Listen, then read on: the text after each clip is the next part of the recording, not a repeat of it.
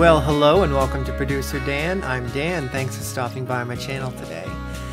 So, today is video number 6 in a series of videos that I'm doing called September Blue Redo. I redid a song of mine called September Blue that I recorded originally about 10 years ago, and I thought it deserved a redo, and so I've done it. It's finished. And in the first video, I recorded my acoustic guitars. The second video, I did my drums with Easy Drummer and did some editing in Easy Drummer for you to see. And the third video, I put down bass guitar, electric guitar. The fourth video, I put down some MIDI orchestral tracks, which is very, very fun and very interesting. And the fifth video was the actual finished song, and I did a little video of the song, of me performing the song and recording the song. I used footage of me actually recording the tracks for the song, so I think that came out nice. Go ahead and watch those videos too. There'll be a link in the description below, and also at the end of the video, in the end card, there'll be a link to the playlist as well. And so I think what makes this song a challenge for me was the choir that I put in at the end. It's a 12-part choir that I put down in my own voice, and also the orchestra. I did that on a separate Pro Tools session, and I did my choir on a separate Pro Tools session. So I can barely have 30 tracks open on one session without my computer telling me my RAM is too small. So let's begin. The beginning of the song, here's the intro.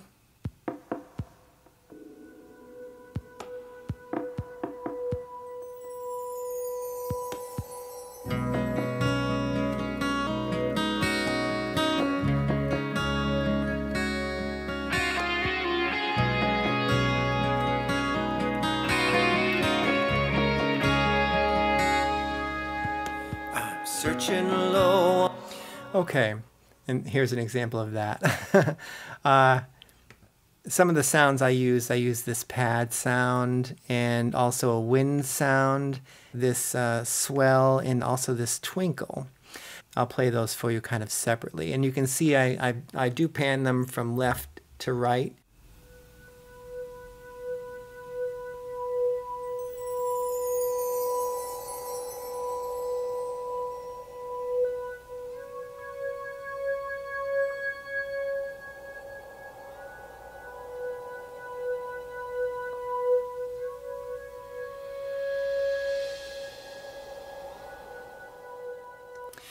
When I was looking for sounds for this song, particularly for the beginning here, I was looking for some certain things. And in this song, I speak of the wind and the wind chimes and things like that. So I was looking through whatever libraries I had on my computer for different things and whatever was in Expand.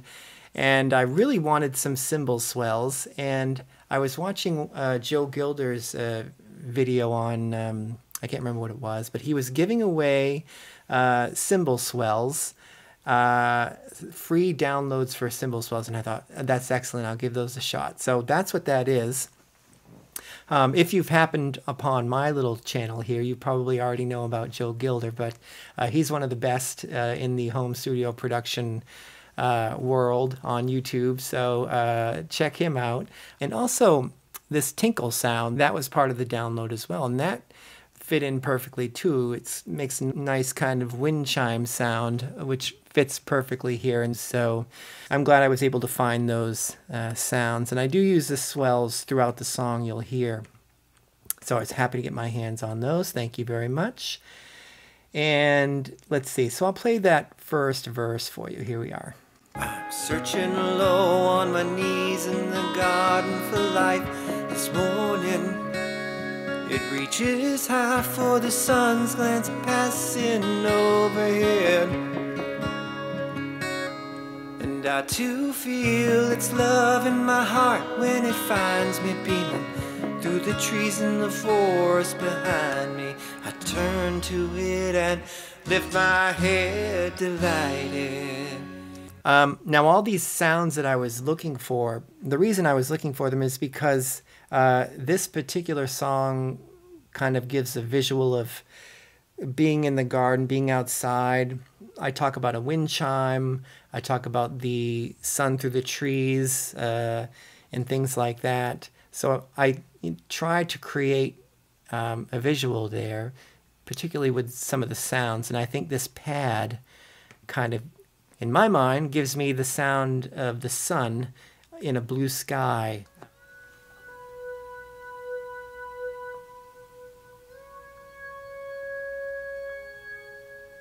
So I'm really happy with that intro, and it really gave kind of the, I don't know, set the stage for the song. The song ends so dramatically different, and we'll get to that a little later. So let's listen to the verses, and then I'll talk about the chorus. I hold close to this old fence post at the entrance of this garden, familiar and warm to the touch, supportive on this shifting earth. I'm reminded of those no longer home by truck, passing by on this dusty road. I turn to it and cross the bridge that divides us, and I hear you. I hear your song in the wind chime now, and I'm alone. I feel you, yeah. I feel your love when I see you in September blue, when our very souls colliding. And I might have said, okay. I played you the chorus there, the first chorus, and I wanted that to be very intimate. I wanted all those instruments to just kind of go away and then have it just kind of narrow down to vocal. I think there's a backup vocal as well, and a double that comes in every now and then, and the two guitars left and right. But I wanted that to just kind of narrow that down into those small number of instruments and voices, and then have it kind of turn into that third verse. I think it adds to the dynamics of the song. I wanted the song to have a lot of different stages as it went, and of course to end very, very big.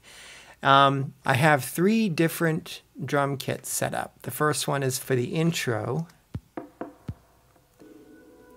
The second Dream kit, this is the Dream kit through Easy Drummer.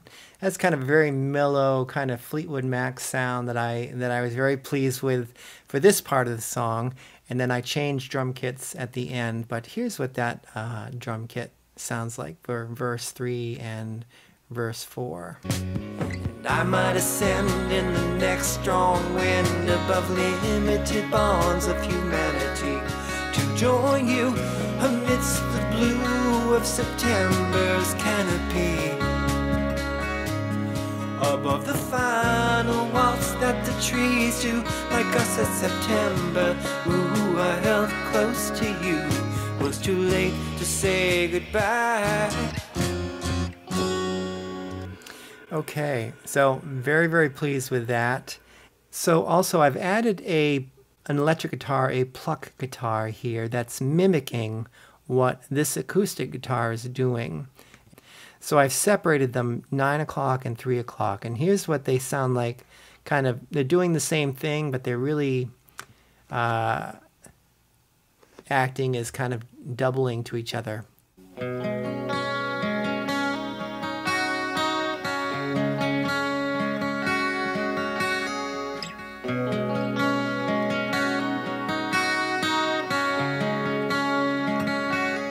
So I was very happy with the way that came out. I paid some more attention to it in this mix than I did that first mix 10 years ago. So I think it really adds a lot to the ambiance of the song, and it gives a nice difference to the third and the fourth verse. You want to make them as different as possible, and this was the element that I did, one of the elements that I did in the third and fourth verses. Okay, so I'll play the second chorus now, and this is where the strings come in. And as you can see here, I've got 4 different tracks for the orchestra. And this started out a lot larger, and I put all my strings bounced down to one track, all my brass on a different track, my tuba on a separate track, and my flute on a separate track. I wanted to control that tuba, and I wanted to be able to push it in and take it out and automate it. And the same with my flute, and I wanted to really drench the flute in some reverb. I haven't put much reverb on the other orchestra pieces, but I wanted that reverb on that flute, so it sounded kind of distant and sweet. It reaches high and I hear you. I hear a song in the wind child now, and I'm alone. I feel you, yeah. I feel love when I see you in September blue. Okay, I will solo these so you can kind of hear what's going on.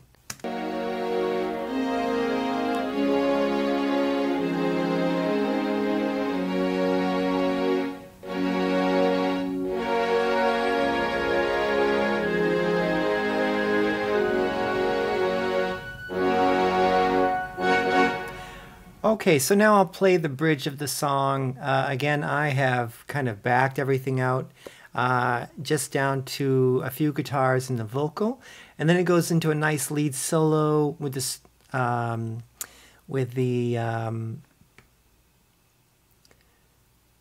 orchestra kind of kicking in the very final chorus, and I'll discuss that chorus when we get to it. Here's the bridge. Blue, when our very souls collided, our destinies decided, we lifted our heads united.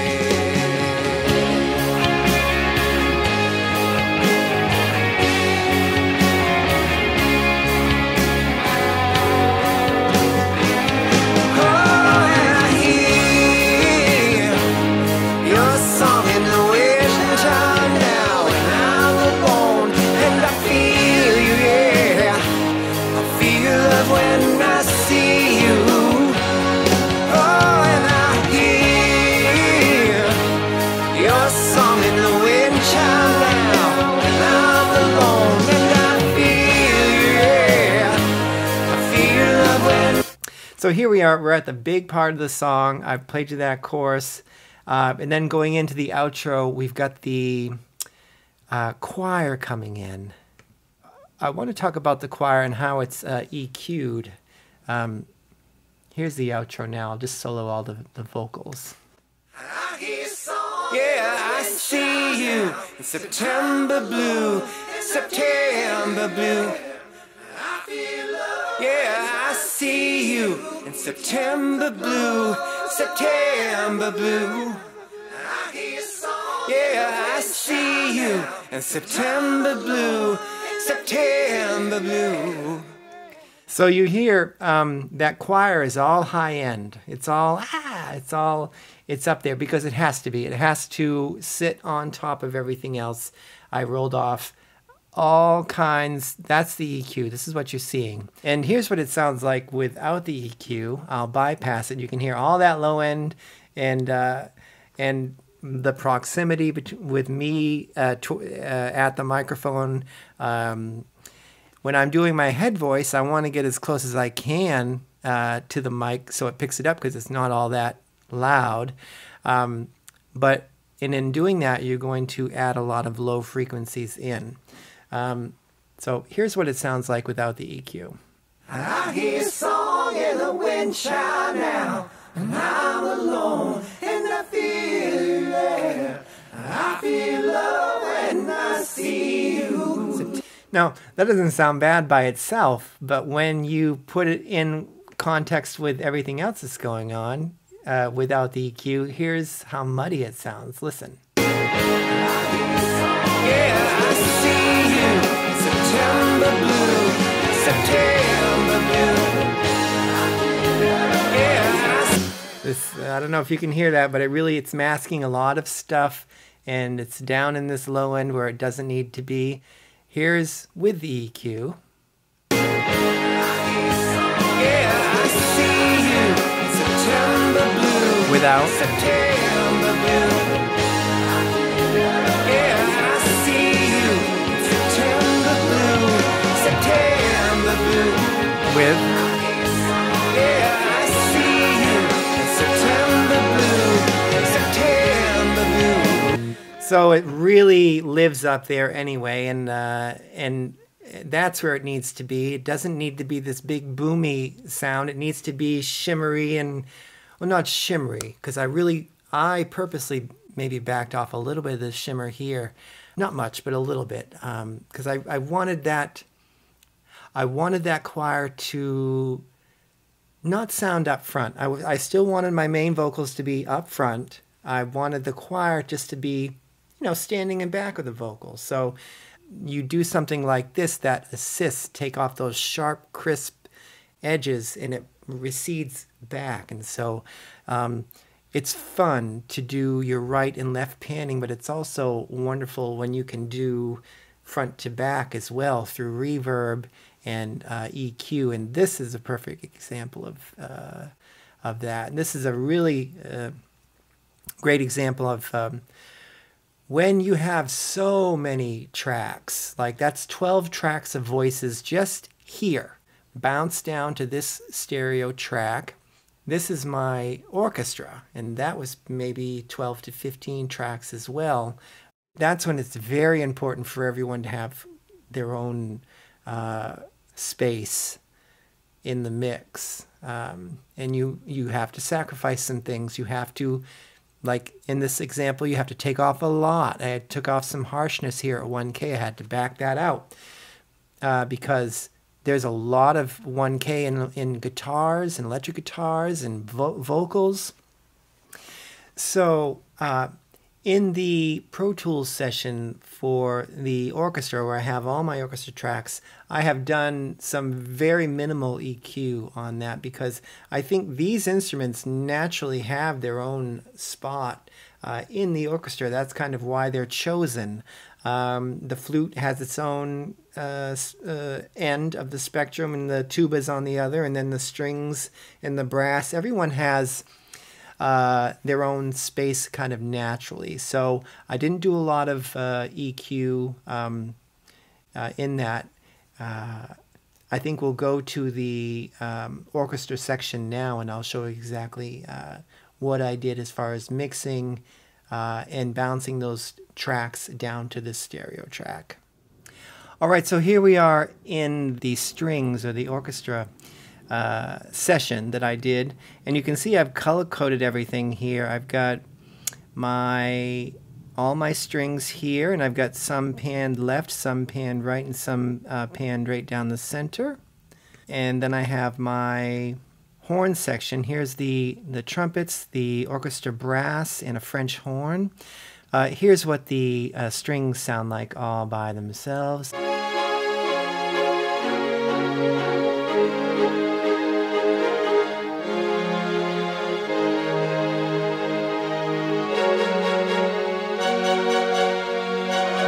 Then I'll add in the brass.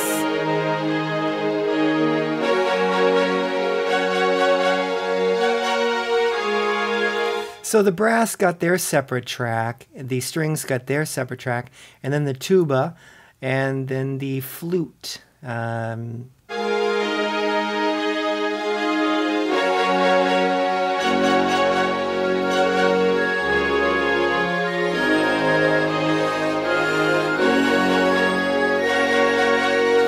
Okay, and here's what all of that looks like. Here's the original music track with the guitars and the drums that I just kind of bounced down loosely, and then I added all my strings and trumpets to that track, and here everything is.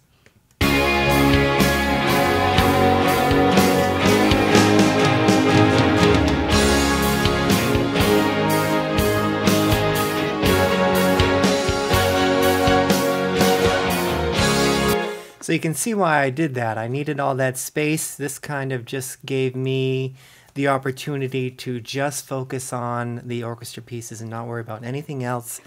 And then I just bounced them all down separately, and it made it easier for me to control them in the final mix. All right, so here we are in the final mix. And I just wanted to kind of talk about what I learned from all of this. Number one, when doing a choir, kind of leave some of the mistakes in, because you want it to sound as big as possible, and in doing that, you want all the voices to sound as different as possible. So don't tune everything down to the exact note. Give it some thickness. Let it kind of sound more like a group of people making a declaration rather than a barbershop quartet, you know, kind of hitting every specific note. And also with the orchestra, I learned that I didn't need to EQ all the instruments. They all kind of fell into their own little frequencies. They're all kind of created with their own frequencies in mind. So let that be, you know, let those things be. And in this case, where I was redoing a song, I really kind of had to let go of the original. And in some ways, it sounds a lot like the original, but in other ways, it's very different. And when I let go of my expectations of that and freed myself a little bit and took some chances, it really did become very much what I wanted, plus more. I'm glad I did the orchestra. I'm glad I did the choir at the end, and took a little courage, especially since, you know, this is a YouTube channel and I said I was going to do it, and then you have to do it. Yeah, I'm very happy with the song. So it will be released on August 12th on all major platforms. So if you like the song, go ahead and add it to your playlist or download it, share it, whatever you'd like. You can find my work under the artist name Daniel Douglas on all music platforms. So I really appreciate you watching my videos. Check out the other videos in this series and see how this song was created. And my next video will be on using Melodyne, and I'll use this particular song to make that video. So check out that coming up next week. And again, thanks very much for watching, and I'll see you in the next video. Take care.